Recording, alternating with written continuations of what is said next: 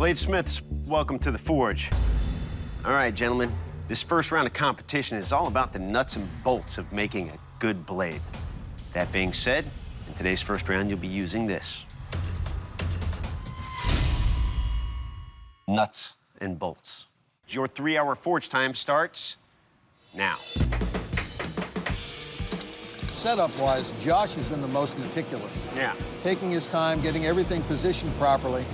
The way I normally work is I take a lot of time in preparation because you pay for it later on if you don't. I'm very excited because I'm really believing that the weld has set, and I'm just hoping that when I reveal the canister, everything worked out just right.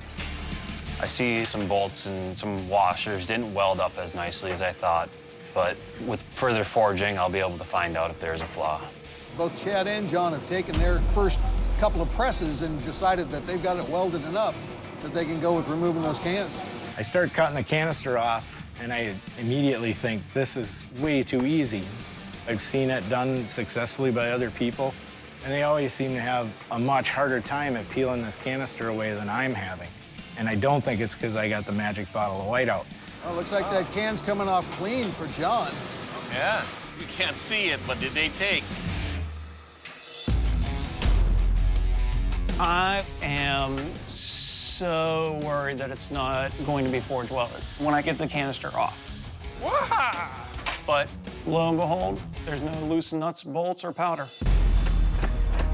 The weld is not holding. I'm getting a little upset. Damn, I can't get it to temperature. Chad looks pissed. Yeah, he is pissed. You can just see the frustration. This ain't looking good for all of us, it seems like. Chad's back there talking to John, and he's shaking his head. And I don't think either one of these Smiths are very happy with their performance thus far. I did not get welded nearly as well as I thought I did. It's cracking. I'm frustrated with myself.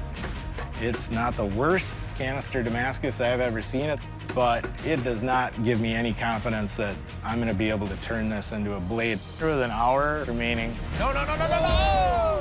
John just quenched his billet and tossed it under his. He's gonna start again. Son of a bitch. Oh my God, Chad's starting over a billet. A cracked billet can be worked with. I mean, you can draw it out, you can fold it over, you can redraw it out. I'm just so aggravated. I just have to abandon it and start new. The plan for this one is to let it sit in the forge for a little longer. This time, I don't have to make it look pretty. I'm just trying to get it done. Now, my plan has shifted from making what I thought would be the ideal blade to simply turning out something that would be considered a blade. I wish I had more time. Time is speeding very quickly towards zero. And 3 of our bladesmiths abandoned their original cans and went and made new cans, with the exception of Josh. I'm feeling pretty comfortable because of the progress that I've got. Josh spent the most time in his setup, and he's the smith who's having the least problems right now. I want to get the blade profiled with the angle grinder because I know I can work quickly with that.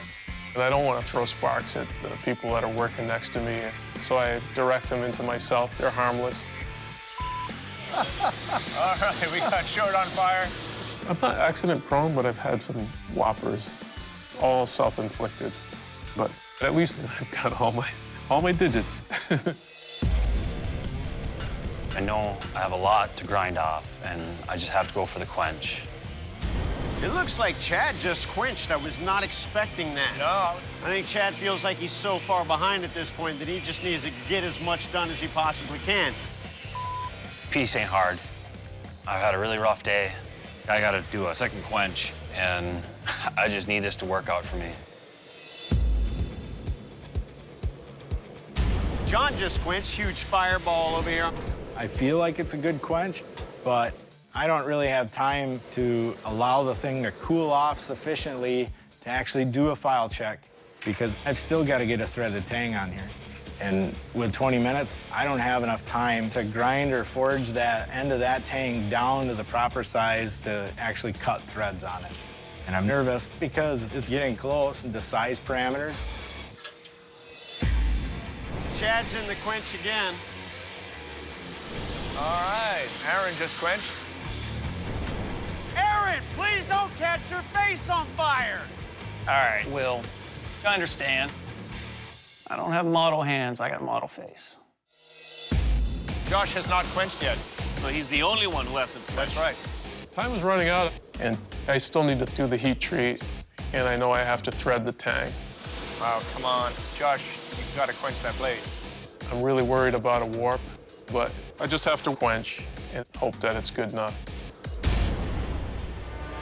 10, 9, 8, 7, 6, 5, 4, 3, 2, 1.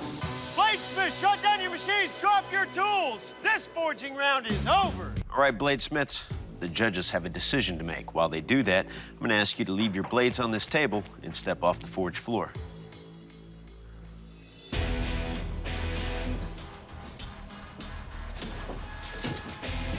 That was rough. That's terrible. All right, gentlemen, our bladesmiths have finished their nuts and bolts canister Damascus blades. They should be between 12 and 15 inches long. Let's get into the details. We're gonna start with Chad. It's pretty darn straight. It's heavy. There's a lot of meat there that he can take off, but it's a clean piece of steel. All right, let's go ahead and move on to Josh's blade. Unfortunately, he waited till the end to quench, and he didn't have time to deal with that warp. Not too happy about those threads. They're awfully small. Let's move on to Darren's blade. You can see the crack right here go across. That's telling me that it's already cracked in half. How we hit, and that's the spot that we're going for. It's gonna break off. He would have to re-profile this and redesign the whole blade to make it passable if he makes it to the second round. Okay, let's move on to our last bladesmith, and that's John. Most of this, to me, looks like it's cosmetic. If he were to put a peaked spine on this, just bevel these two edges, he'd remove most of these cracks. But it looks big to me. Well, they're looking at it pretty good. I know I'm really close to that overall length limit.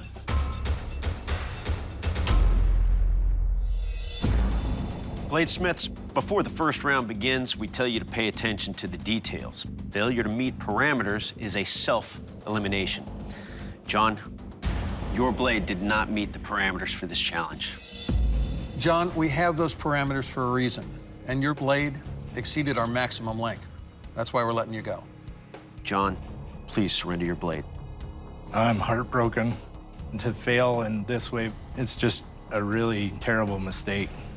But I gotta keep on doing what I do, because if I give up after one mistake, bladesmithing isn't for me.